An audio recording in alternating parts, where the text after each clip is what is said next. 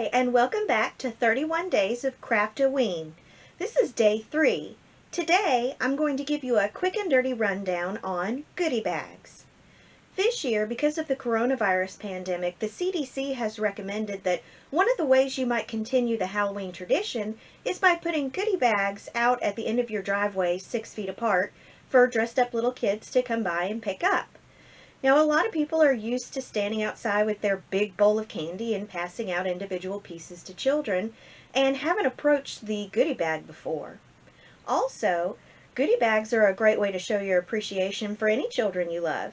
Grandchildren, nieces and nephews, children next door, or maybe some students in a classroom. I like to make goodie bags each year for Jack and James's classes to share. So I'm going to give you a few pointers on putting together goodie bags. First, let's go over bags. The first option, and probably the cheapest, is Ziploc bags. Now these are specifically Ziploc bags that are made for Halloween treats. And they have a cute little haunted house print on the front.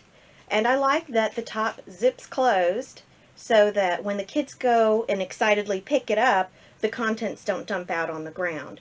These are great for small items, and they're really good for little kids or when you're transporting a large quantity. The only downside to these is you can't put anything really big in them. So you're going to be stuck with small candies, small toys, things like that. The next bag option is a paper bag that's printed with a Halloween design on it. Now, you don't have to buy a Halloween printed bag. You could just use a regular brown or white or whatever color paper bag.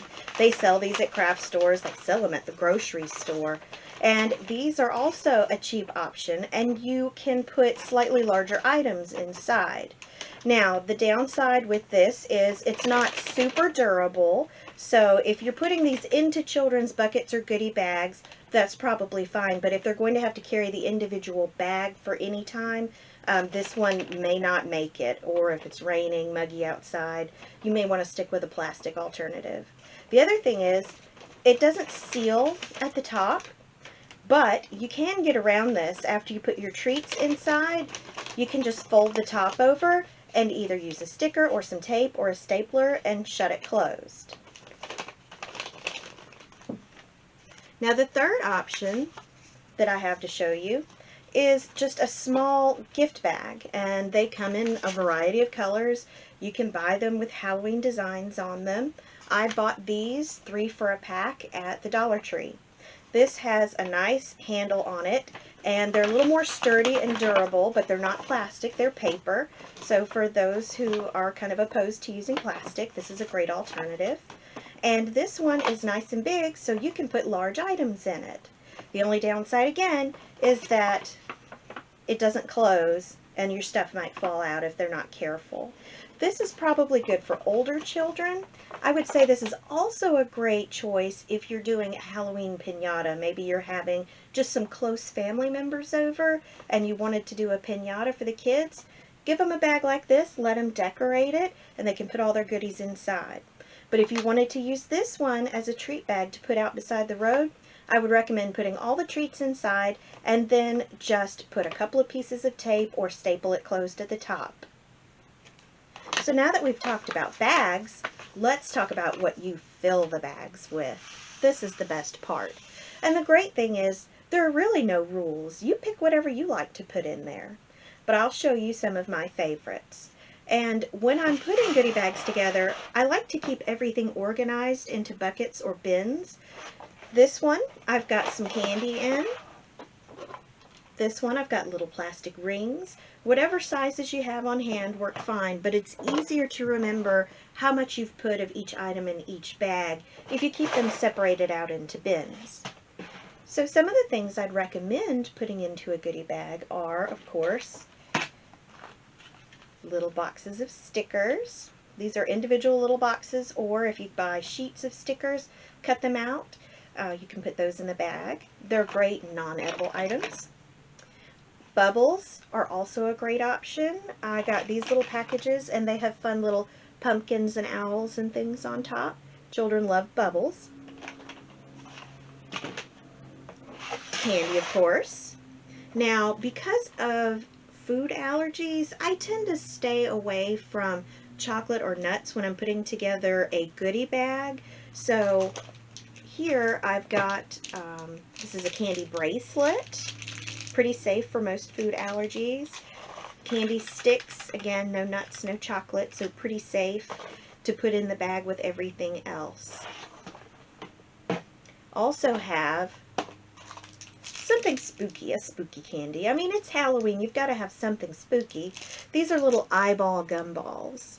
Again, allergy friendly and spooky and cute. And you can put a couple in the bag. Other things. I like to do pens or pencils for school bags if I'm putting them together for my son's class. Pens, pencils, great alternative.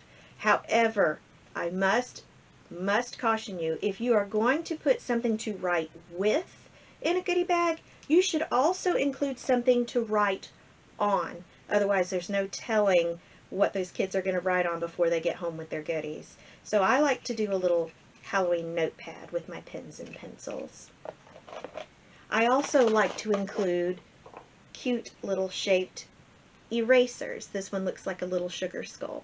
These are great if you're doing pencils as well, and especially if you're doing a classroom goodie bag.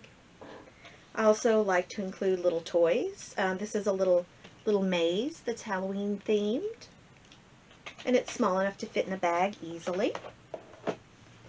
I also like to put in some little goofy items, some silly glasses. James had a pair on earlier. He loves these.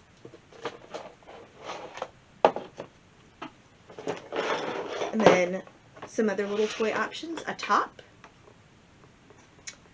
And depending on how well you know the children that you're packing these up for, vampire teeth, if you're not comfortable handling the individual vampire teeth, knowing that they're going into a child's mouth, this may be something you want to leave out. But again, if it's your grandchildren or nieces or nephews, something like this, the kids love playing with them and playing dress up and pretend.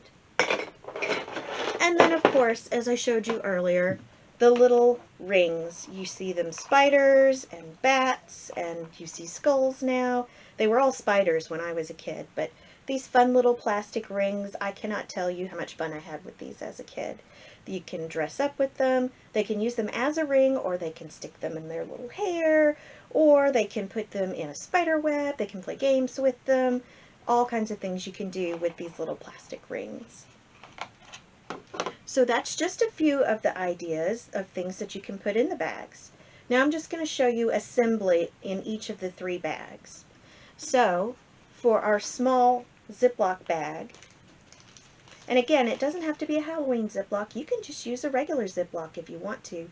The kids are really more concerned about what's inside than they are with the bag itself. So in this one, I might put in a couple of candies, especially this eyeball gum, maybe some bubbles, a little plastic ring, of course, and maybe a little maze toy. But as you can see, my bag filled up pretty quickly. So make sure that if you're using a small bag like this, that you choose small items. So there's a Ziploc bag. With this larger paper bag, I can fit a lot more inside. Just to show you what I would typically put in one of these bags, this one's large enough to maybe hold a pair of those glasses. So here are the glasses, a notepad, and a little pen. Maybe one of those little mazes, and some candies. Why not throw some stickers in to go in that notepad, and some bubbles to play with, and an eraser. And you know, I think we've got room for one of these little plastic rings, and a piece of gum, and maybe a pair of vampire teeth. So here's this bag. You can see it's filled up about that far, and it's not too bulky or bulgy, so I had plenty of room to put in everything I wanted. And now I'm just going to fold it over one time. Just press it down. And staple it shut right there in the middle. So now I don't have to worry about my goodies falling out. So there is bag number 2. And now bag number 3, my large gift bag. Of course, I can fit one of everything in this bag. So I can put all of my candies, all of my writing implements, and my toys, silly glasses, a ring, an eraser, bubblegum, stickers, bubbles, and vampire teeth, and a top. Why not? There's room for everything in here. And there's plenty of room left if you wanted to put more candy in the bag. So again, if I want this one to stay closed, well, actually let me show you tape on this one. I want this one to stay closed while the kids are carrying it. So I can just put a piece of tape in the middle here. And that will hold fairly well. But if I want it to be extra secure, I can just put an extra little piece on each end. Just make sure that your little ones are still going to be able to get into their bags or they're going to be pretty disappointed. So here we go. Once again, my goodies are not falling out. And I've got a nice sturdy handle to hang on to it with and swing it about as I walk around. So I hope that you've enjoyed this tutorial and it's given you some ideas of how you can continue to celebrate Halloween this year despite the pandemic. Thank you everyone for watching. Happy Halloween.